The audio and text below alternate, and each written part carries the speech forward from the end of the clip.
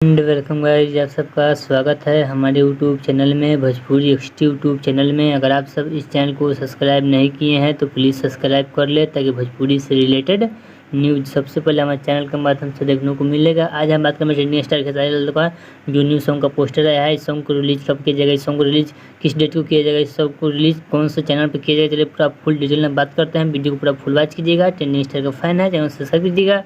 बात करें trending star Khesari Lal को, जिस सॉन्ग का नाम है मोहट नैहर की, इस सॉन्ग को रिलीज किया जाएगा सुर म्यूजिक वर्ल्ड के यूट्यूब चैनल पर। इसमें म्यूजिक होगा रोशन सिंह का, वीडियो में नजर आएंगे ट्रेंडिंग स्टार खेसारी लाल यादव और वायरल काजल। इसको लिखे हैं कृष्णा बेदर्दी।